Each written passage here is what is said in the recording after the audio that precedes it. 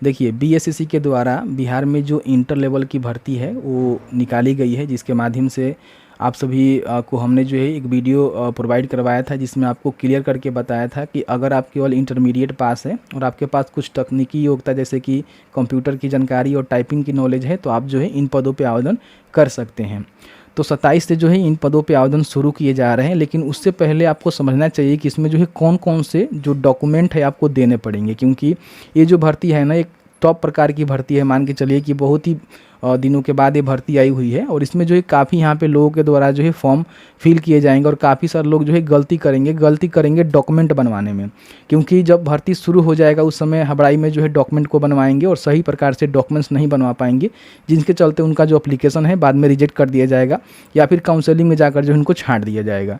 तो इसलिए जो है अभी एक जो है नोटिस जारी किया गया है डॉक्यूमेंट को लेकर कि आपको जो है आवेदन करने से पहले कौन कौन से डॉक्यूमेंट बनवा लेने हैं और उसको किस तरह से आपको बनवाने हैं, कहाँ से बनवाने हैं, कौन से कैटेगरी से हैं तो आपको कौन से डॉक्यूमेंट्स बनवाने हैं, सभी जानकारी जो इस वीडियो में क्लियर करके बताएंगे। तो प्लीज़ वीडियो शुरू से अंत तक लेकर जरूर देखिएगा, और वीडियो थोड़ा सा भी अच्छा लगे तो प्लीज़ वीडियो को लाइक करिएगा, क्योंकि आपका एक लाइक मुझे बहुत ज़्यादा मोटिवेट करता है और ऐसे ऐसे वीडियोज़ बनाने के लिए बहुत ज़्यादा एनर्जी देता है। तो प्लीज़ वीडियो को लाइक ज़रूर करिएगा। तो चलिए आज का वीडियो शुरू करते हैं। देखिए, जैसे कि हमने जो है एक वीडियो बनाकर आपको जानकारी प्रोवाइड करवाया था कि बिहार कर्मचारी चयन आयोग के द्वारा जो इंटर स्तरीय पदों की जो भर्ती है उसका विज्ञापन यहाँ पे जारी कर दिया गया है। 27/9/2023 से जो है इसका ऑनलाइन एप्लीकेशन फॉर्म शुरू किए जाएंगे। 11 नवंबर 2023 तक जो है फॉर्म को आप फिल कर पाएंगे। अब इसमें जो है अलग अलग जो है पद है अलग अलग विभाग में, जैसे कि मैंने आपको बताया। तो इसका जो ऑनलाइन आवेदन होने वाला है एक टॉप प्रक्रिया के माध्यम से जो आवेदन होगा, और आपको जो है सारा जानकारी यहाँ पे ऑनलाइन करते समय ही भरना होगा।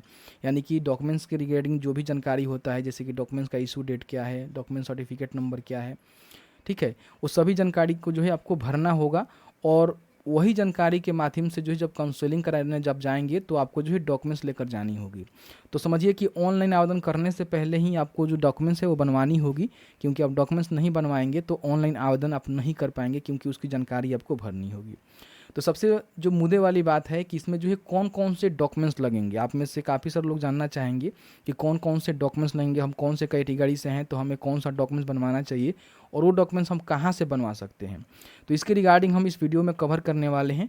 तो प्लीज़ वीडियो को शुरू से अंत तक लेकर जरूर देखिएगा, क्योंकि आपको बताएंगे कि जो है बहुत ही अच्छा भर्ती है, और लगभग यहाँ पे देखेंगे 11,098 जो है पदों पे भर्ती होने वाली है, जो कि बिहार के सबसे अच्छी भर्ती इसको मानी जाएगी। ठीक है, तो सबसे पहले करना क्या है कि आप जाएंगे बीएसएससी के जो ऑफिशियल पोर्टल है वहाँ पे जाएंगे। तो जो विज्ञापन 19/9/2023 को जारी किया गया है, इसमें जो है एक इम्पोर्टेंट नोटिस का भी विज्ञापन यहाँ पे जारी किया गया है। ठीक है, तो इस पर आप क्लिक करेंगे तो आपके सामने जो है कुछ इस तरह से नोटिस डाउनलोड होगा, जिसमें कहा गया है कि जो भी इच्छुक अभ्यर्थी है उनको सूचित किया जाता है कि ऑनलाइन आवेदन करने से पहले वो अपना जो डॉक्यूमेंट्स है उसको तैयार करवा ले, अन्यथा वो जो है फॉर्म फिल करने से वंचित रह जाएंगे। तो इसमें कौन कौन से डॉक्यूमेंट्स बोला गया है इसको समझिए। सबसे पहले देखिए, सबसे पहले बोला गया है कि आपका जो शैक्षिक योग्यता प्रमाण पत्र है, जैसे कि मान लीजिए आप मैट्रिक पास हैं, इंटर पास हैं, क्योंकि मैट्रिक पास आपकी जानकारी तो मांगी ही मांगी जाएगी, और इंटरमीडिएट पर जो है भर्ती तो हो ही रहा है तो इंटरमीडिएट की जानकारी भी आपको देना होगा, और आपने अधिक कोई क्वालिफिकेशन इससे ज़्यादा हाइगर कोई क्वालिफिकेशन किया हुआ है तो उसकी जानकारी यहाँ पे मांगी जाएगी।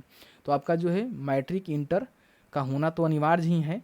अगर आपने कोई इससे भी ज़्यादा क्वालिफिकेशन किया हुआ है तो उसकी भी जानकारी आप भर सकते हैं, हालांकि मैंडेटरी नहीं है, लेकिन अगर आपके पास आए तो भर दीजिएगा। ठीक है, तो ये डॉक्यूमेंट्स जैसे कि मैट्रिक का जो है मार्कशीट होना चाहिए, प्रोविजनल भी मांगा जा सकता है।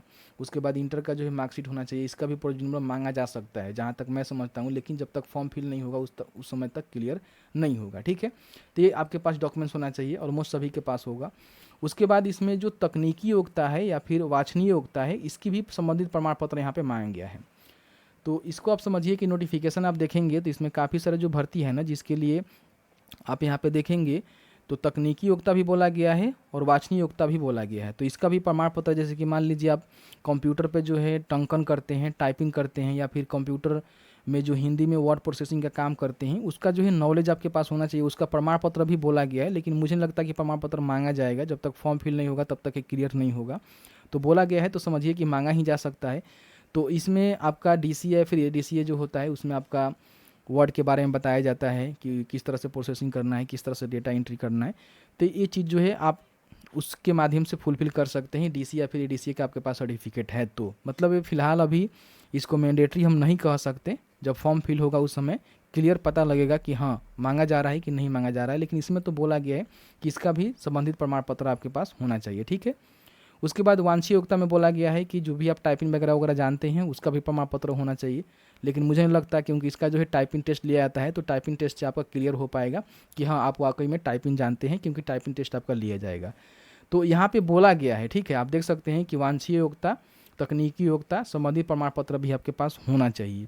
लेकिन ये कहाँ तक हकीकत है, लगेगा कि नहीं लगेगा, फॉर्म फिल होगा उस समय क्लियर हो पाएगा। तो ये प्रमाण पत्र आपके पास होना चाहिए, क्लियर हो गया।